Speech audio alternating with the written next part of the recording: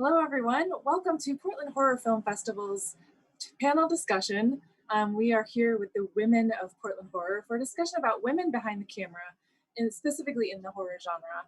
I would love to welcome Joanna Tsanis or Tsanis. Tsanis is good.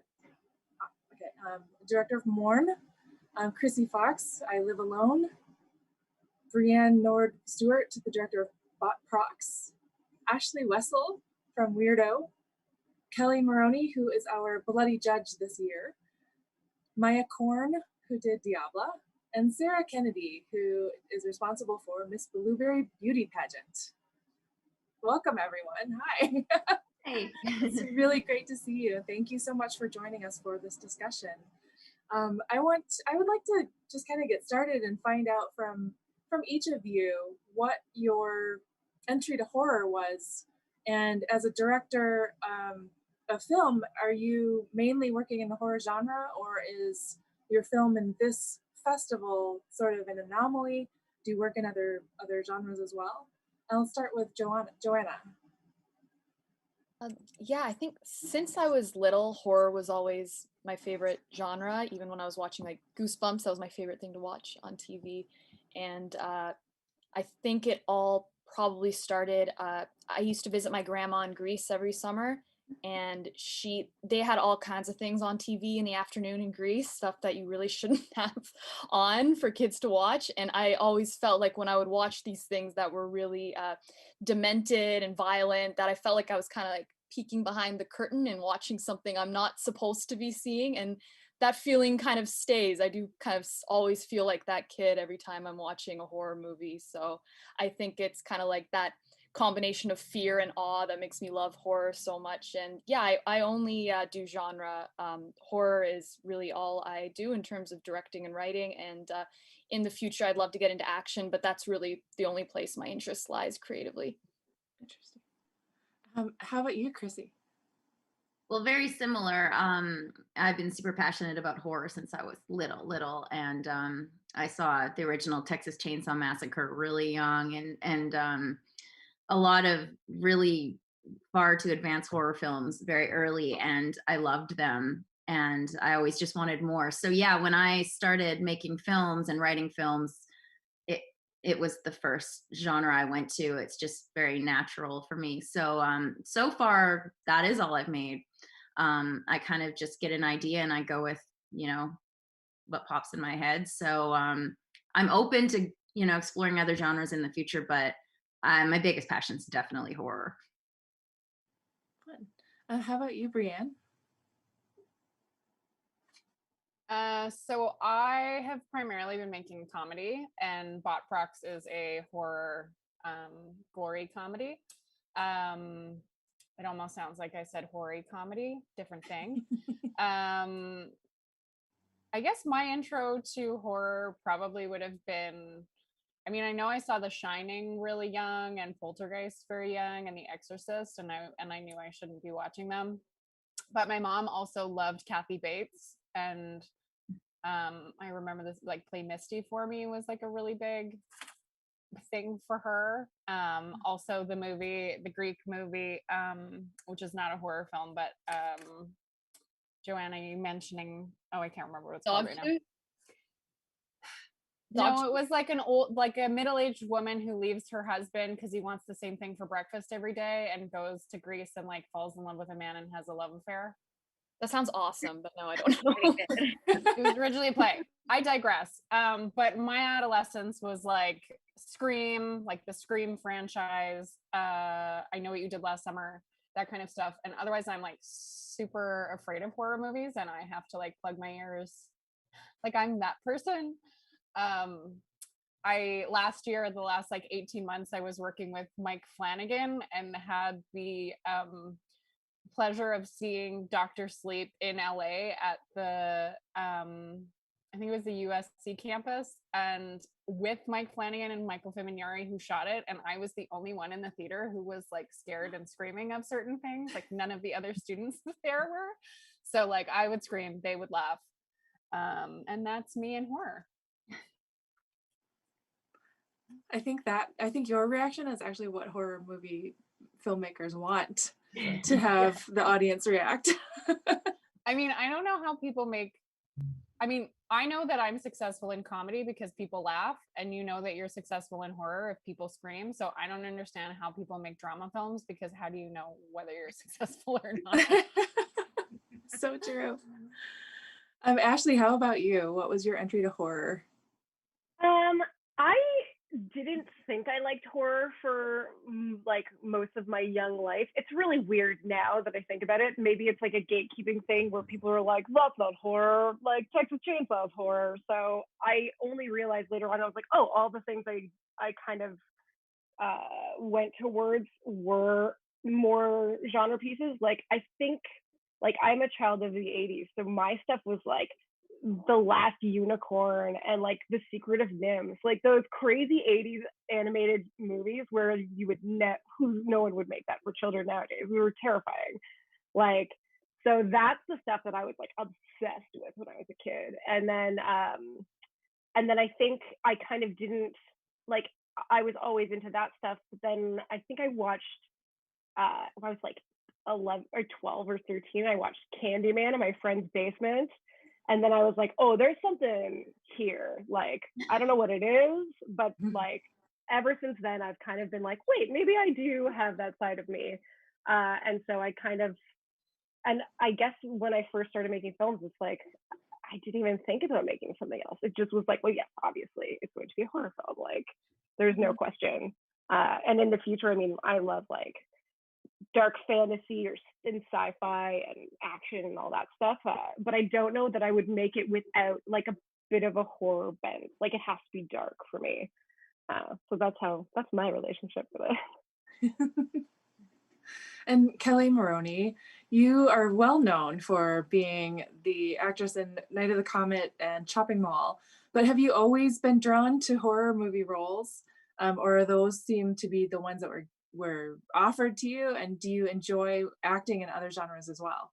Oh, I didn't consciously pick horror, but thinking back, now that I look back on it, everything I watched when I was a kid were things like I loved the old Nosferatu and the old Frankenstein that played on our televisions, you know, on either Saturday or Sunday. And I love Betty Davis, and you know, I didn't think of it at the time, but like Hush Hush Sweet Charlotte and What Happened to Baby Jane, those are horror movies. So I'd say I want to be a movie star like Betty Davis, right? To myself, because you didn't say stuff like that where I was growing up. You get your butt kicked. So I didn't really see that till I looked back on it. And in my day, like last century, literally, it was looked down upon. What I'm so happy about in this day and age now is that people choose to go into horror. Or it used to be, even when they first started Googling things, I know it sounds weird for me to say, but they go, oh, too much horror, don't call her in. And there was a really, so I had horrors and daytime television, so I'm surprised that I worked. There's not that anymore. In fact, now it's cool. And I think I would, so I did comedy and I did drama, but my personal bent is I like it when things are dark and surprising, because I guess that fits my personality. Once I got to be myself, the more I got to be myself, the more I was into horror, the more I was trying to fit in, the more I was like, well, you know, if I have too much horror on my resume, it'll be bad. And then I realized I love these people. I love to do these movies. Who, you know, and I finally went, I don't care. And you know, and I proved myself right because you know the circle came, and now you know even the big television shows on that night are all like you know American Horror Story and all that stuff. So, but you end up when you start out being what's in vogue when you start out. Don't worry about it if it's not your thing because it will come full circle as long as you. I mean, if you stay around and keep working, people are going to think, you know, do a 180 and whatever they were saying when you first came in. So don't even worry about it. I didn't know that at the time. Amazing. Maya Korn, how about you? So I thought about this question a lot. I mainly produce genre or like social justice stories, but mainly like stuff that's a bit dark. And I watched a lot of like Tim Burton movies way too young. So I was watching like Edward Scissorhands, which was kind of like a fairy tale, and then the Batmans. And I was super into Sabrina the Teenage Witch and Buffy and Charmed. And so I feel like the 90s were just like a moment where they were feeding kind of occult and horror stuff down our throats. And I was just like, yeah, I love this. But I also feel like, I don't know, like I was doing these, I'm half Jewish. I was doing these like Jewish conversion classes, and like my rabbi was talking about like Jewish demons and kind of like this kind of morose darkness. And I was like, maybe like, because no one in my family cares about horror, and I'm just like, where did this come from? And I'm wondering if it's like, I've been analyzing it. I was like, it's something to do with my half Jewishness being attracted to this melancholy and this darkness. I don't know. I've been trying to unpick it. Sarah Kennedy, how about you? Was your entry, and are you only a horror director? I am originally from Portland, Maine, so the other Portland, and they actually have a really cool festival every Halloween called Damnation Land, where they invite 6 Maine filmmakers to make a genre film based around horror. They premiere around October time for Halloween. And I was helping out for a couple years beforehand on other friends' sets and films, and finally was asked by my good friend Mackenzie to make something for it like 2 years ago in 2019. And kind of since then have the most fun making horror films. I do love making other like genre films and other things along those lines, but horror is just a lot more fun to make sometimes. And I don't know, yeah, like when someone says something about the 90s, there's something magical about that time period for horror, because I was raised on watching So Weird, Halloween Town, Hocus Pocus. So it was ingrained into my childhood of my love for like Halloween and that time of year. So Nice. Okay. That's amazing. I always love hearing people's kind of like origin stories as, horror filmmakers and producers and directors and actors, because there's always this common thread, and it seems like there's something about horror that speaks to each of us. And that's such a universal experience for men, women, people of color, LGBTQ, everyone who's a human being alive on this planet. We all have the same fears about things. We all are afraid of the dark at some point, and of creepy crawly things, or snakes, or being, eaten by dinosaurs or something, or, not dinosaurs, but, Godzilla, things like that. And it really does seem like horror is almost a way to work out and confront those fears, but then also to kind of revel in the absurdity of what you can do in a horror film. And it's always surprising to me to see the disparity between how many men get asked to direct like bigger horror films and how many women are asked to direct those bigger horror films. In your own careers, have you found that you tend to have to like put yourself in front of people and say, pick me, and jump up and down? Or do you find that things are balancing out a bit more where you're getting called, people are soliciting you to direct their projects or to produce their projects? And you can just speak up if you have an answer ready. I mean, I think that the past few years, there's been a big shift and a big push for women, especially in the genre space.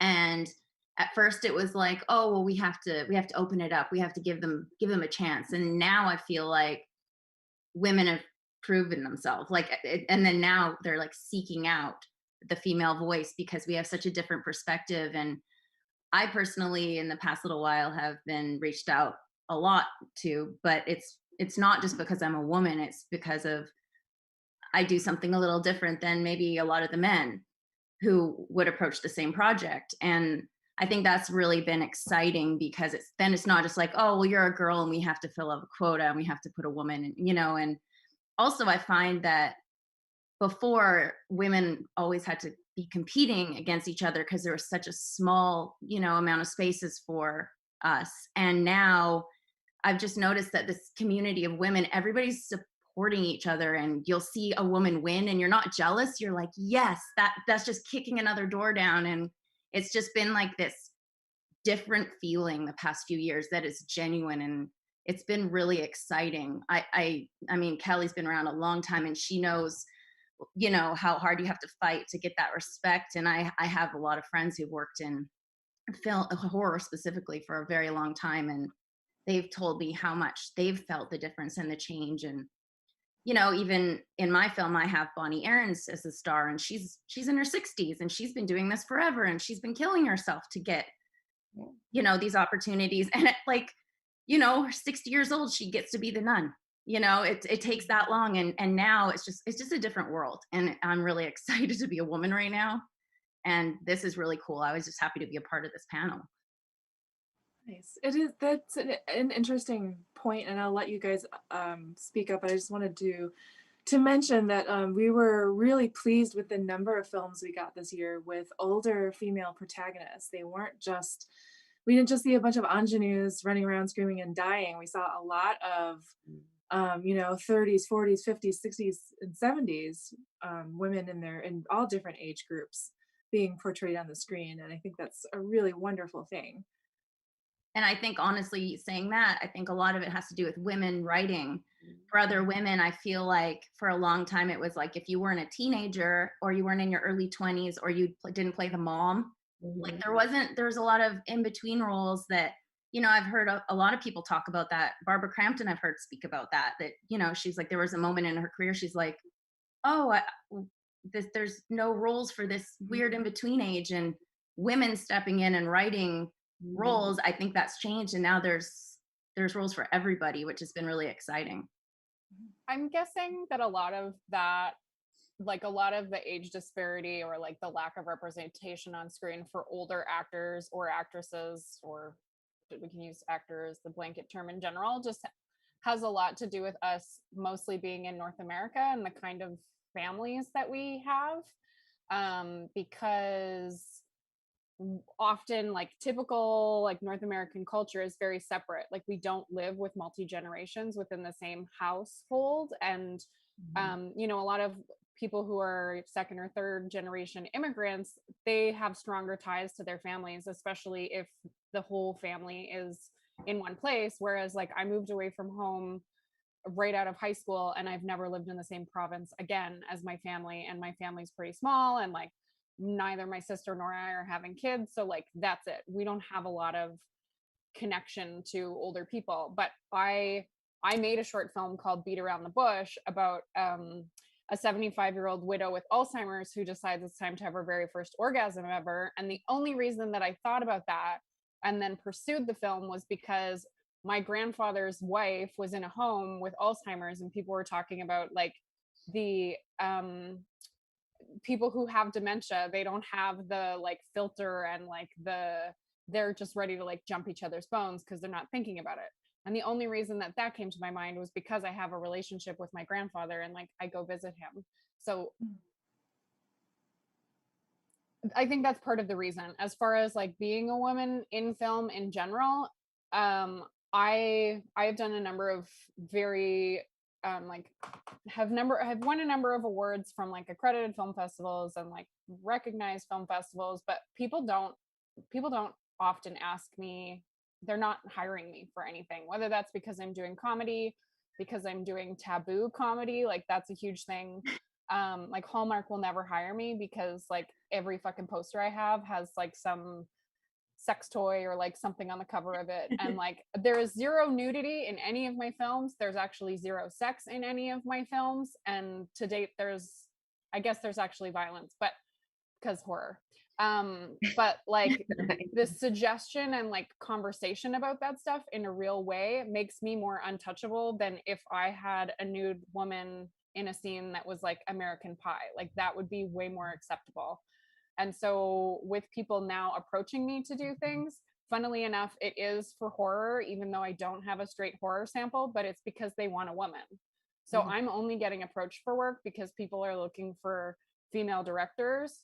And they're like, oh, she actually makes good work. But the only reason they're thinking about me is because I have a vagina. And then now I'm getting offered work or being sent things because people know that I'm part of the LGBTQ community, which like, I want the work, but I'm also really frustrated that it's like my vagina that is the thing on my resume that is making me most successful. which is infuriating. Can I ask you a question based on that? Because this is like something that's been happening to me, and this is what I was going to speak to when you guys first started talking, is that have you noticed that like I've had the experience where people have asked me to work because I'm a woman, and it's very clear that it's because I'm a woman, but sometimes I like to believe it's because I have a voice, which is not always the case. But have you noticed that people have asked you to do work and you can tell, it is very clear to you that they want you as a figurehead more than they want you to actually speak for anything? Like that's something that I've been having a lot, where it's like, we want a woman, and it's like, oh, you have ideas? Ooh, never mind. Like, I mean, in general, I think it's the figurehead thing, but it's only because the main character is, actually, that's not true. The horror film that I got offered, the main character was a man, but I was just approached about a biopic of a real life famous musician, which is so fucking sketchy. Like, this is not an exciting thing. This is not a brag. It's the sketchiest thing I've ever heard about. But they approached me about it, and they're like, we would love to have a female director because the character is female. And then they were like, actually, we had a male director attached and he might still want to do it. And then they came back to me again and they were like, actually, we want a female director again, and we're really excited about it. By the way, do you have $7 million to complete our financing? I was just like, I don't know what's happening here. Also too, like it's opened up to a lot of female directors across the board, which is great. But I also think that there's still a discrepancy with female like cinematographers, female like technicians, like on that board, on that side. Like I've seen a bunch of shorts recently where you have like an amazing female director, but your whole team is male, and it's just would be interesting and better for the industry to have a little bit more like that perspective behind the camera, which would be very. In Vancouver, we've had a few like run and gun, like, so my film Bot Prox was made in a 48-hour competition, and I just did another one last month that was a 48-hour competition. And I tried to work with people I haven't worked with before who were women or who were queer or who were people of color or whatever. Like I tried to prioritize that, and they were all busy. So I think that's awesome. That's good. Especially when they're busy on paid work and I'm asking if they want to come work on like a volunteer weekend competition. But you're not wrong. But it's at least in Vancouver, like it's definitely happening, and those people are busy. So that's great. Yeah. Like, yeah, it shouldn't be the statement of the female director to have an all-female team. It should be the producers that want to fill it in with more diversity and more voices, I think. I was going to say mainly my crews are women and diverse and queer. Like I have like few cis straight men, but that's only when I get to choose the project. So I've been like doing some commercial producing recently, but not as the lead producer. And it's a very, very male crew. But when I am producing a short, for instance, I pick women, queer, people of color. That's, yeah, and you're right. It is the producer. We need to make the change. And I do know, I look at those statistics every year that never seem to change, even though the conversation is happening of like the appalling amount of women employed in our industry. But one of the brackets where it's always kind of been consistently high is there are a lot of women producers, and I'm hoping we're going to make change, because there's also this problem of like some of them had to like struggle through a lot of horrible shit with men, and then they kind of continue the bad cultures. But I think hopefully some of us younger women producers coming up, making opportunities for other people. I actually also had a problem recently where I was brought onto a film. I didn't realize this, probably wouldn't have done it, but it was my first short after pandemic, where it was a female story and the director wanted a woman producer because he's not a woman. And like, that became clearer to me as the project went on. But very nice guy. I'm sure the film is going to be great, but it was just, I don't think I ever want to fill a quota again. I didn't feel good when I realized that was what was happening. I mean, it's never fun to think that you've been chosen for something other than your ability as a person in your job that you've been doing or that you feel like you do well. Do you think that because now it seems like the door is wider open for women to be thought of as competent and successful and good at being directors or producers or other things behind the camera. What do you guys think needs to happen next to kind of carry on Maya's observation about picking the crew and picking, finding women to be in your crew positions. What do you feel like needs to happen next to kind of open that door even wider for like not just women directors and producers, but the rest of the crew to start being those jobs to start being given to women as well? I think it starts with more outreach and more college education, or like the outreach programs that you could get involved with the movie industry. Because I know there's a program in New York City that's really great where they invite people that are New York natives to figure out like, here's the simplistic version of what a PA is like, basically. And they teach you all the words and the catchphrases and how to be on set. And I think if there's more money that gets put into those kind of outreach programs that are there to teach you for free on how you can do these jobs successfully, that's how you can start observing and then hopefully get more diverse people into that industry by giving them the knowledge on how to do it first. Mm-hmm. And also women in film, I know they have a call board where it's, hire each other. They have, luncheons where it's like hire each other. I think if you get an opportunity to show your work and you have something that people, she's really good. Rather than people, because I think nobody really likes that we have to hire a woman. I don't think they like it either, because I think they feel like pushed around by it. But you can't deny if somebody's good at what they do. You're just gonna, I remember when Amy Heckerling got Fast Times, she was just undeniable. She came out of NYU, and here she was, in her 20s. She had done this short, and it was called Losing It, and it was a different point of view. It was about totally unsentimental, where this girl just wanted to lose her virginity. She didn't want to be a virgin. Nothing to do with any sentimentality or anything like that. And everybody stood up and took notice. And this was like, what did she do that in 1980 or something like that? So there are breakthrough people. And I think it's just because they, even though I'm not denying that this is hard, it's really hard. And I read these emails from, like Women in Film and different organizations that I'm part of. And it's always like, hire each other, hire each other. I think people panic too. And it's like something to do with who's the best person I can get. And if you're knocking people's socks off, they can't deny that. And then you get to know it's not, maybe they wanted it to be a good old boy set, and then that's just a perk after that. Oh, and she's a woman. Maybe, you know what, that could be rose-colored glasses, but that's all I can think of, honestly. And that kind of scares me. So, but that's a good thing. I mean, if we could, expand on that, it's a good place to start. I think, because if women don't have an opportunity to get behind the camera or to get on the set and do their thing, then how are people going to know that they're good? Or how are they going to practice their craft? Mm-hmm. So I think one thing that's helping us now is, it's easier to get something done, even if it's, than it used to be. It used to be it was so much harder to wait to get cut. It was so terrible, you guys. Wait to get picked for something. It was, it's not as much that way anymore. I mean, if you insist on making something, you'll make it. And I think that's and we have to be conscious. I don't think you guys need to hear to be told this by any means, but remember to hire each other, not the first person who goes, oh, you know what, that thing that he did was really good. But then it can be, and this thing that she did was really good too. And it's interesting to hear from you, Kelli, because you have a longer view of the industry as a whole, where I feel like we've made a lot of progress in the past few years. How do you see that? Do you feel like there's like I feel like, the ramp has been kind of like, yeah, we're here. Or do you see it more as a slow climb and we still have a long way to go? I see it as flourishing. I'm so happy about what's going on in the horror community.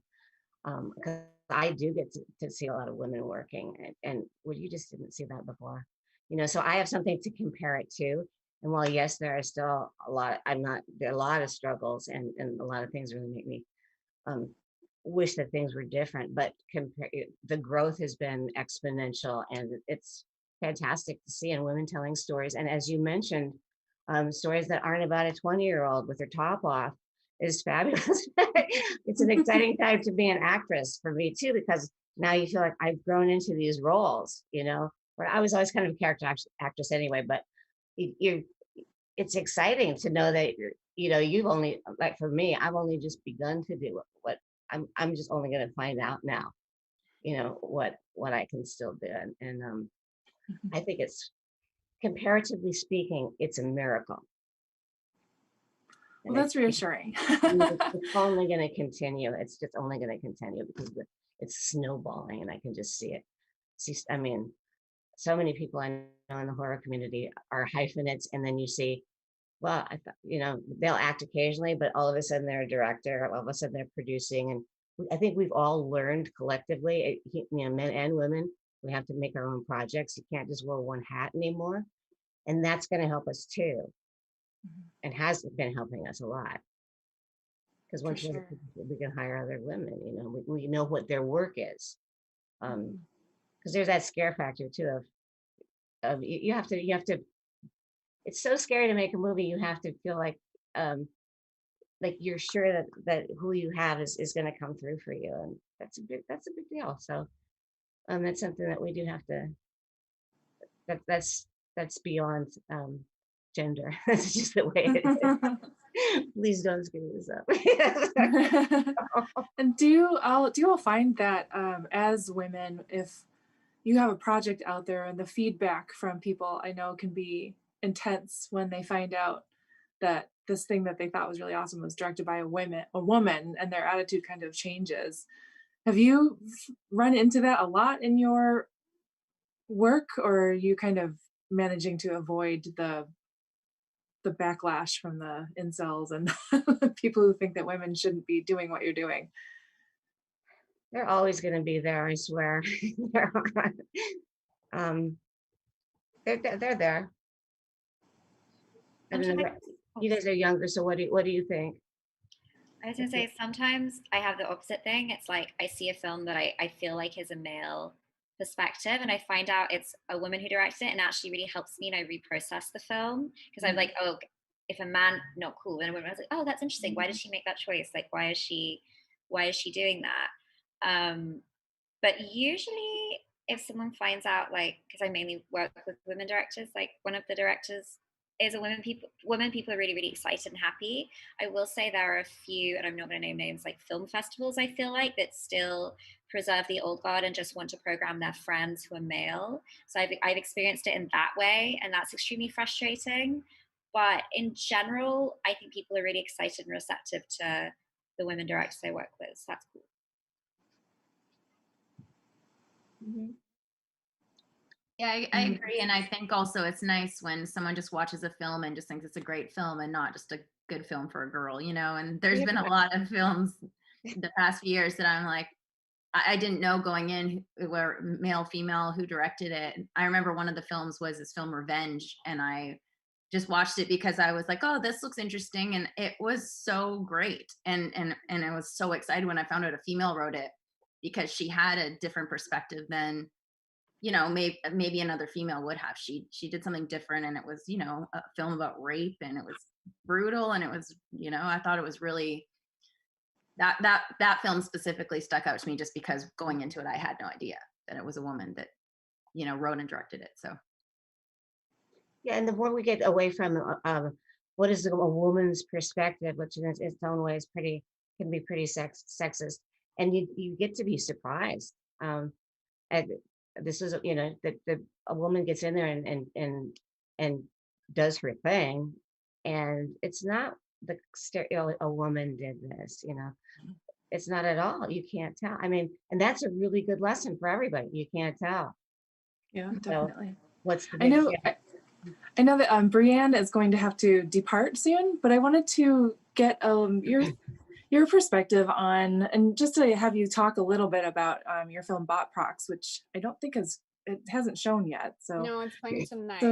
So try to avoid spoilers, but I'm always interested in with a woman director versus a male director, like their choices in casting and writing the characters and the things that happen.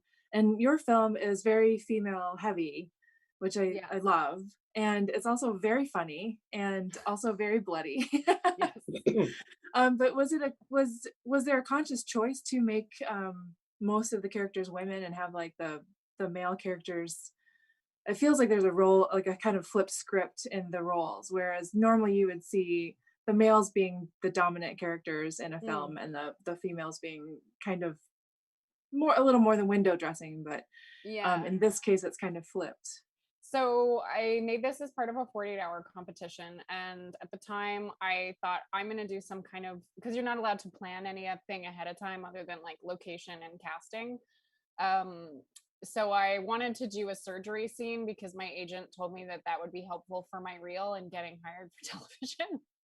So I was like, well, I need a bunch of people around a table to show that I could shoot being around a table. But it was for the Blood and Guts 48-hour film festival. And then I had asked a writer who's a guy, who's very funny. And we just have a very similar sensibility. And like, he's super smart and I'm super smart. So we like each other. And other than that, I just cast people that I liked. Like I knew, I think 4 out of the 5 casts I knew and hadn't worked with any of them. Or no, I'd worked with one of them. And so other than that, I just asked people for like recommendations for who they thought were like funny women or just like funny human beings. And I like posted in like Facebook comedy group, like women in comedy Facebook groups and stuff like that. And it was just like, who are these women? And then, or who are these people? And then I asked them what they wanted to do. I said, is there anything that you really want to do? And the only person who doesn't die in the film, spoiler, everybody dies. It's a horror movie. The only thing she wanted to do was die. And then at the end, like we finished shooting it and I was like, fuck, you didn't die. But other than that, like, it was just like, let's just like have as much blood as possible. And like a lot of really great sound effects and just make it really over the top. Nice. All right. Well, I hope everyone tunes in tonight for the Shorts Block and gets to see Bot Prox because it's really fun.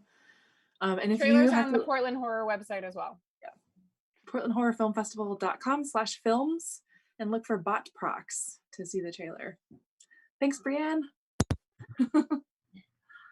Thank you. So did any of the rest of you have thoughts about you know, kind of how we can kind of push those doors open farther, and what do you do in your own work that you think helps to make your sets more equitable between like men's roles and women's roles? I'm just interested to hear how all of this works. I think that, you know, a lot of the things were said are very accurate. Having more, you know, education and more women having the opportunity to show their work so people can see how great they really are. And I think a big thing is kind of doing what we're all doing, which is make something so people can see it and you prove yourself. And, you know, if you're a cinematographer, but you're like, I don't want to be a director, then partner with a great director that you know, and just do an awesome job, you know. And I think for there's a lot of great women specifically who do horror. And I just finished a feature that's coming out in October, and I like majority of my cast, it stars women. It's like a big ensemble cast. It's probably 80% women. It's a lot of female stories, a lot of like my camera assistant, the grips, the composers, like tons of women on our crew, which was really cool. I hired people obviously wanting to have women, but also just people who are good at their job. And it was just nice to go there every day and look around and be like, look at all these women. And everyone was just, you know, excited to make this crazy great film. And oh yeah, the special effects people. And yeah, so I tend to hire a lot of women because a lot of the women in my inner circle and people I use often are fantastic. And why would you know, you get people you like to work with and you use them again and again. And but yeah, I think just doing what we're doing and making things, regardless if you're a special effects person, You're like, let's make a little short, find a director that wants to do something and make a great monster that someone's like, I want her to do my next film, you know? That'd be my best advice. I just want to say, first of all, I've seen Revenge, and I absolutely love Revenge. It's one of my favorite horror films of recent years. And yeah, I agree that visibility is the best way to eliminate bias. And definitely, if you feel that there are biases in certain areas in the crew, just promoting people, just showing photos of your crew and always tagging them in your posts, and telling other filmmakers about this great gaffer you work with, this great key grip you work with. And if they so happen to be a woman, and you know, they'll hear that name and then they'll work with them, and then someone else will work with them, and then it'll continue, and you'll have more visibility. And then whatever bias there may or may not be in that role, you'll have eliminated it, you'll have contributed to eliminating it. So I feel like that's probably a really good way to help with that.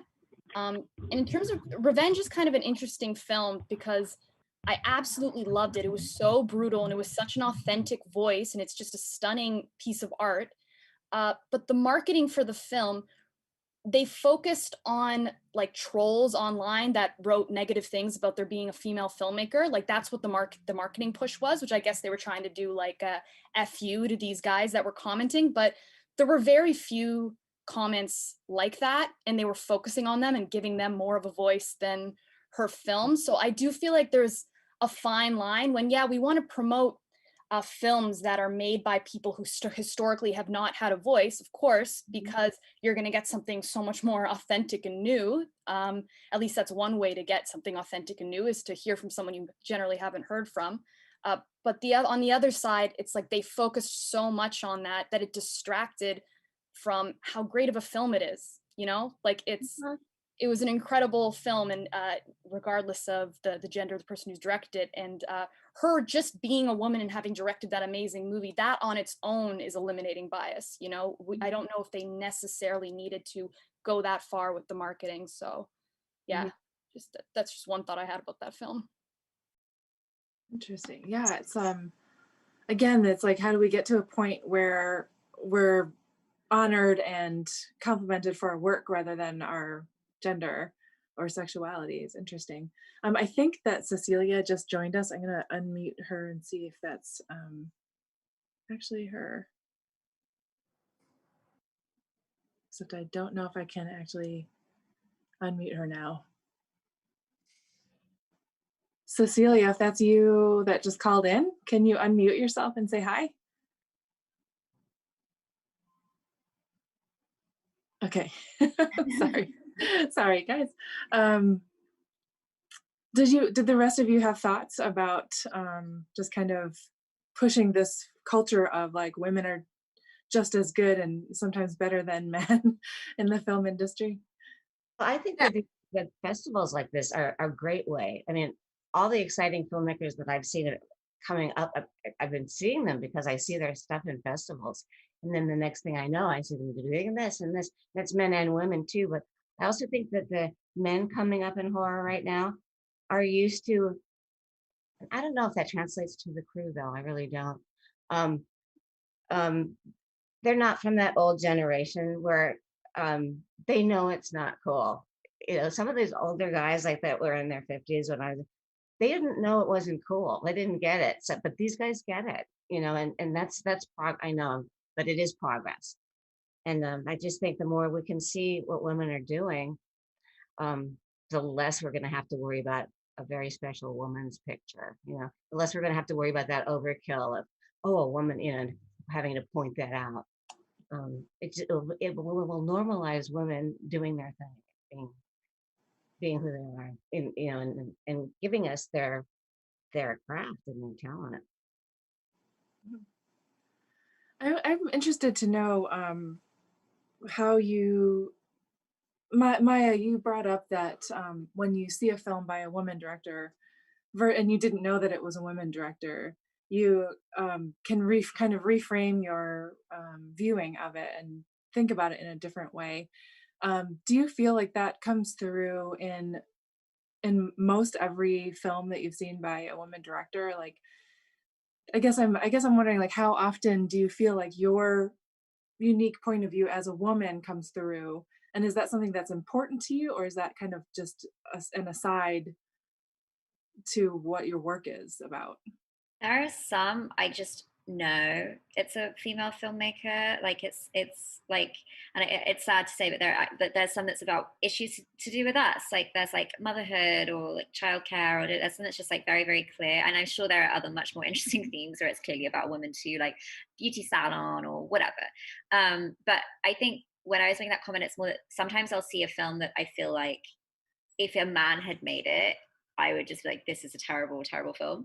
But because it could be like we were saying about Revenge, I haven't seen it, but like super violent, rape, things like that. Like when there's been so many male gaze perspectives of that kind of film that I'm like fed up with it and I judge it really, really harshly. But when I see a film like that and I maybe I didn't know going in it was a woman, and then I realize it was, I like watched it again or I reframe like what are they trying to say with this. And usually it's very interesting. Sometimes it's still just like I don't really understand why they've made these choices. But I think now like rape, I mean film Diablo is a rape revenge film. Like now, like if that kind of film comes out, it's you got to think very very carefully about it. And like yeah, I don't know where I had another point, but it's like popped out of my head. But that's a very circuitous way. It's like I usually like know when it's a women's film with certain themes, but then there are these other films that really surprise me, and that's where it's really interesting to kind of dig deeper and be like, what were they thinking, and do I like it, do I not? But either way, brave of them to go this route. Yeah, It's and so with funny that, I'm gonna. that like, oh, sorry. Oh, I was gonna jump over Go to ahead. you, actually, Ashley. I was gonna jump over to Ashley because your films are often quite brutal, either in like the violence or just in the emotional, mental impact that they have. So I wanted to, and then go ahead and speak what you were going to say. Oh, I was just going to say, it's funny that Revenge came up so many times in this conversation because I actually had that exact experience with it. I didn't know that it was made by a woman. And the entire first half is all male gaze, like intentionally so. But I was like pissed. I was like, fuck this movie. And just showing her butt all the time. And she's just a piece of meat. And I was like mad. And then when they flipped the gaze into, and it's like all his butt and he's running around, I was like, wait, what's happening now? And it's funny because if I had known that it was a woman from the start, I feel like I would have kind of understood the perspective a little bit better rather than jumping to, okay, well, this is just more of the same crap.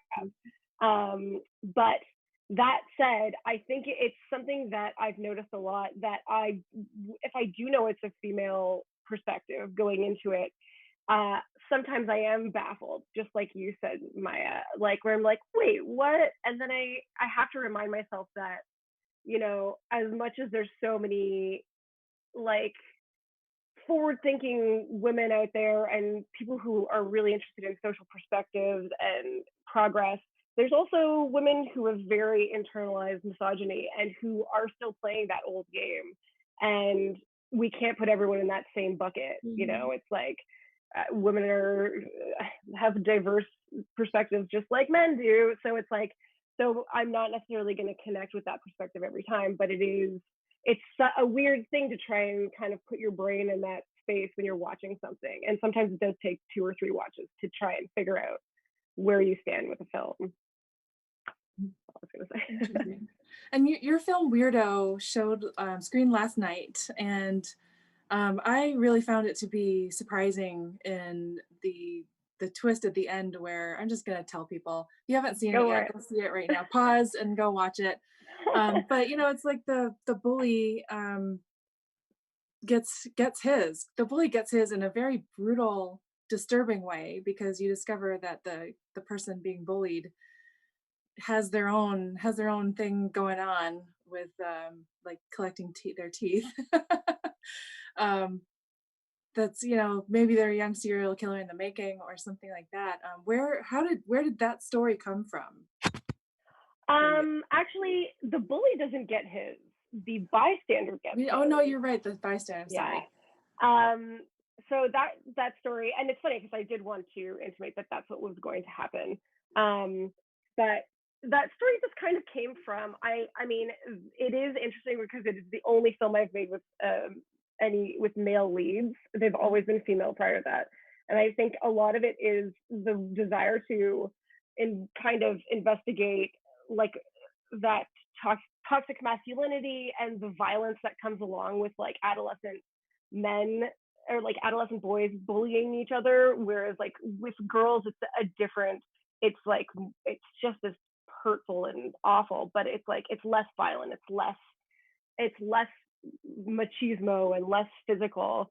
And I wanted to play with that idea that it's like, you know, the apathy of the onlooker when somebody is bullied, but also like the relationship between the bully and the bullied, and what it means to be kind of like on either end of that spectrum and be a boy. And I really wanted to play with, and it is, you're so right, it to me, it's like a serial killer origin story. Like this is his first taste, so to speak. And like, and I really just wanted to play with that gray area of like, who deserves what, and like, what are these masculine relationships between that onlooker and between that kid, and like, is like, maybe an onlooker thinks, well, whatever, he's a boy, he's got to grow up and be a man, you know?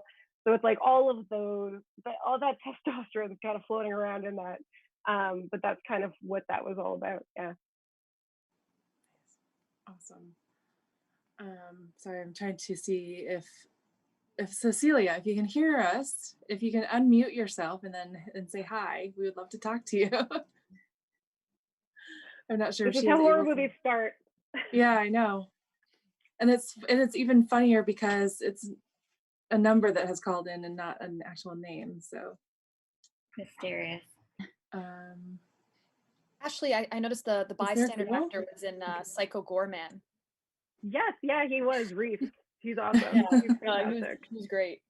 My producer was the producer on Psycho Gorman, so we kind of were like, who we got? Like, let's cross over. We have like some of like our makeup artist worked on Psycho Gorman as well. Like there's crossover. It's the Toronto crossover, you know all about it. And one of your actors in Weirdo also in Tick? No. Different. Okay. Are you talking about Shannon, the stoner girl with the long hair? Yeah. No, she wasn't. We had just found her. She's fantastic, and she was straight out of the ether, plucked off the internet. Excellent. Hey, it's not Cecilia, it's Brianne. I just called back in from the car, so I've just been listening. Oh, that's you. Okay. And there is a question in the Discord server. Let's see.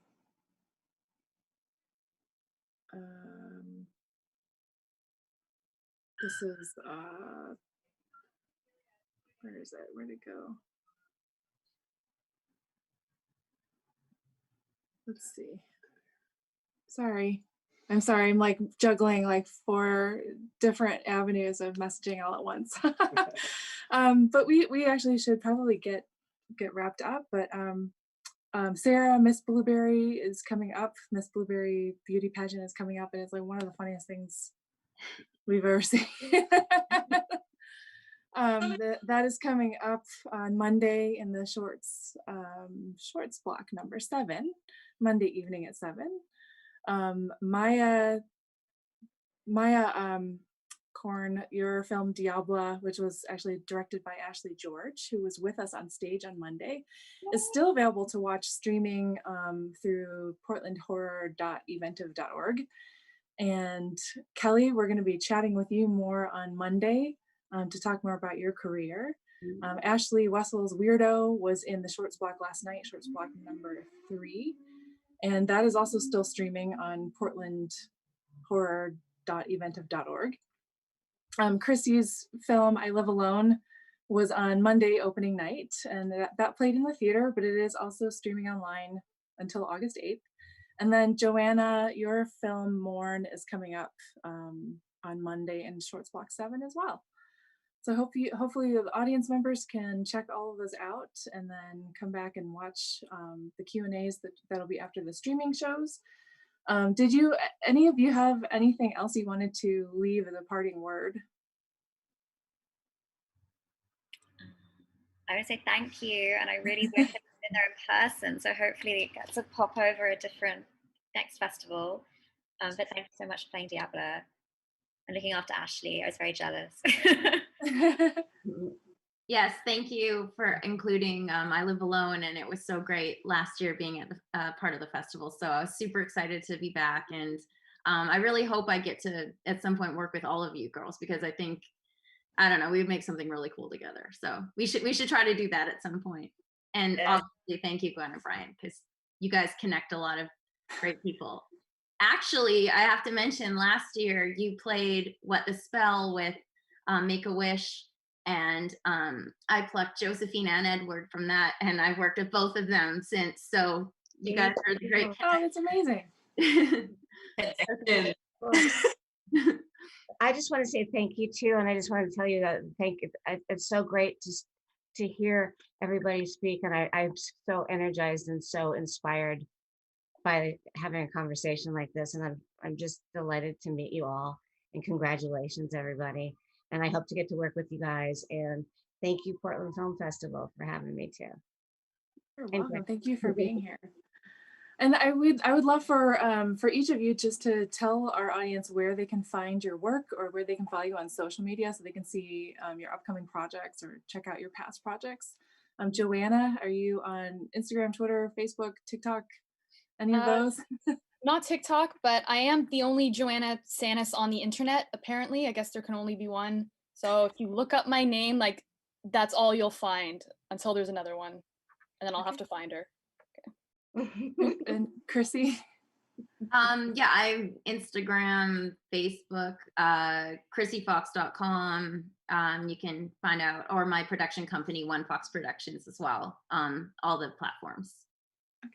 Ashley? Muted myself.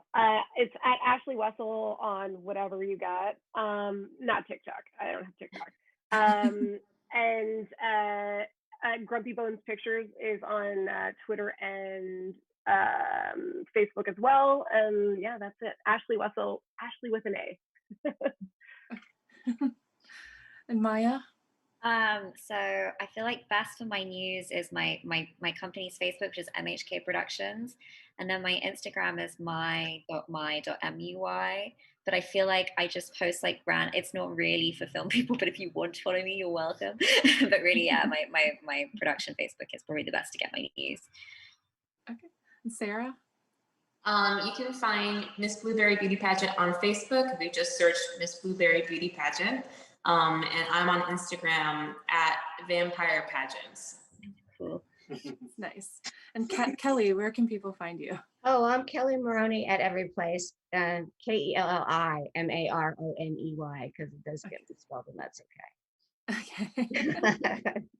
Well, gosh, Brian and I are just so grateful that you could join us, and grateful for you trusting us with your films that we really love sharing with our audience. And we just thank you so much. Thank you.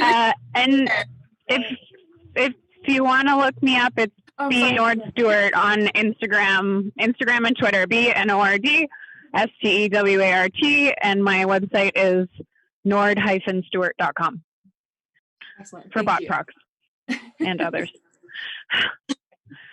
Thank you, Brianne. And yeah, with that, I think we will just conclude the panel, and I just want to thank all the audience for watching, and we'll see you soon. Thank you. Bye. Bye-bye.